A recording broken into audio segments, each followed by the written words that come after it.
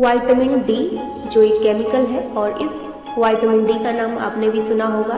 जब भी हड्डियों की कमजोरी की बात आती है, ऑस्टियोपोरोसिस की बात आती है, तब हमने अक्सर लोगों को ये कहते हुए सुना होगा कि आपको विटामिन डी की कमी हो गई है। विटामिन डी न सिर्फ हमारी हड्डियों के लिए जरूरी होता है बल्कि हमारे ब्रेन के लिए, इम्यून सिस्टम के लिए, मसल्स के लिए भी उतना ही इम्पोर्टेंट होता है जितना कि हमारी हड्डियों के लिए।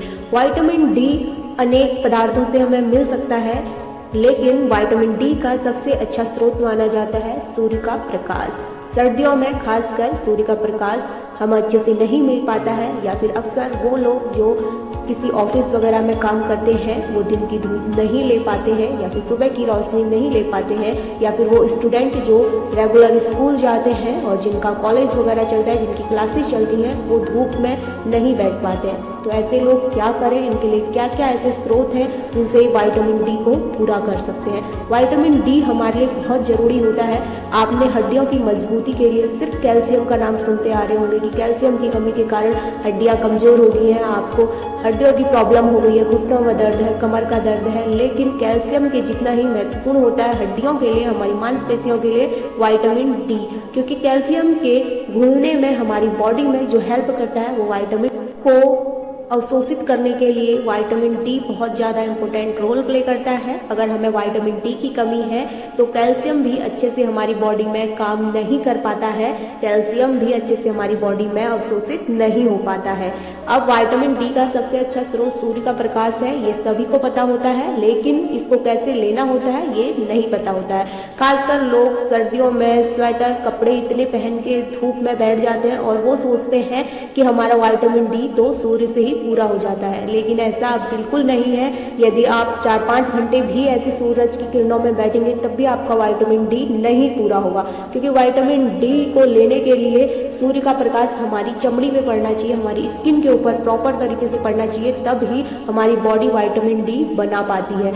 यदि आप अपनी बैक पे, अपनी पीठ पे और अपनी नाभि पे खासकर सूर्य का प्रकाश लेंगे 15 से 20 मिनट, ये हमारी बॉडी में काफ़ी जल्दी विटामिन डी के रिक्वायरमेंट को पूरा करती है। यदि आप सूर्य का प्रकाश लेते हैं, ज़्यादा नहीं, बस 15 से 20 मिनट लेना है, लेकिन आपको बैक पे और नाभि पे खासकर बिना कपड़ों के आपको सूर्य का प्रकाश लेना चाहिए, या फिर हमारी स्किन पे पड़ना चाहिए। इससे काफ़ी फ़ायदा हमें देखने को मिलता है। यदि आप सूर्य का प्रकाश नहीं ले पाते हैं, आप वर्किंग है, ऑफिस वर्क करते हैं, या फिर आप स्कूल के स्टूडेंट हैं जो कि सूर्य का प्रकाश में नहीं ले पाते हैं, तब आपको क्या करना है, सूर्य में रखी वस्तुओं का सेवन करना है। जैसे कि आप अचार को सूरज की धूप में दिखा के, हालांकि बहुत कम मात्रा में विटामिन डी मिलेगा ऐसे, लेकिन आपको विटामिन डी की कुछ मात्रा जरूर मिलेगी। अचार को आप ठंडियों के दिनों में सूर्य के प्रकाश की किरणों में रख सकते हैं, वो आप अचार का सेवन कर सकते हैं, या फिर आप पानी की बोतल को 10-15 मिनट के लिए धूप में रख दें और उसके बाद उस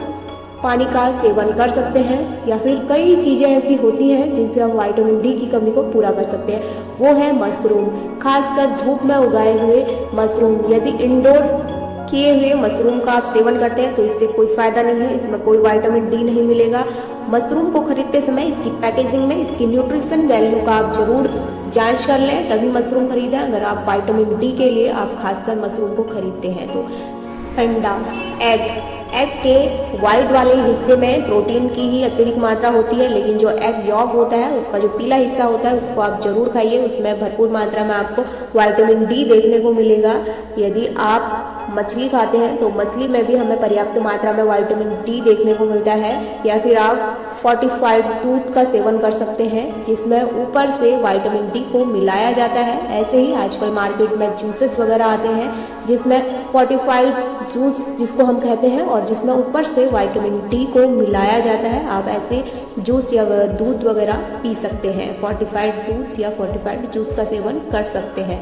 यदि आपको ज़्यादा ही विटामिन डी की कमी हो गई है तब आपको डॉक्टर टैबलेट या फिर इंजेक्शन के रूप में सलाह देता है, क्योंकि विटामिन डी और खासकर वेजिटेरियन लोगों को विटामिन डी बहुत कम मात्रा में मिल पाता है, इसीलिए आप टैबलेट या फिर इंजेक्शन ही लें यदि आपको बहुत ही ज़्यादा इसकी डेफिशिएंसी हो गई है तब। और यदि आप दूध का सेवन करते हैं तब आपको इसको क्या करना है, लोहे के किसी बर्तन में इसको उबाल के तब आप इसका सेवन कर सकते हैं। इससे काफ़ी मात्रा में, अच्छी मात्रा में आपको विटामिन डी मिलेगा। यदि विटामिन डी की कमी हो जाती है तब हमारे मसल्स अच्छे से काम नहीं करते हैं, हमारा लीवर अच्छे से काम नहीं करता है, हमारा ब्रेन अच्छे से काम नहीं करता, हमारी इम्यूनिटी सिस्टम कमज़ोर होने लगती है और हमारे मसल्स कमज़ोर होने लगते हैं, शरीर में हड्डियाँ कमज़ोर हो जाती हैं, हमारी याददाश्त कमज़ोर हो जाती है और भी बहुत से प्रॉब्लम्स हमें विटामिन डी की कमी से देखने को मिलते हैं। इसीलिए विटामिन डी भी उतना ही इम्पोर्टेंट रोल प्ले करता है जितना कैल्शियम या फिर प्रोटीन वगैरह करते हैं। इसीलिए विटामिन डी को इग्नोर ना करें। विटामिन डी बेहद फायदेमंद होता है। यदि आप लंबे समय तक धूप को इग्नोर करते हैं तो आप सनलाइट जरूर लें।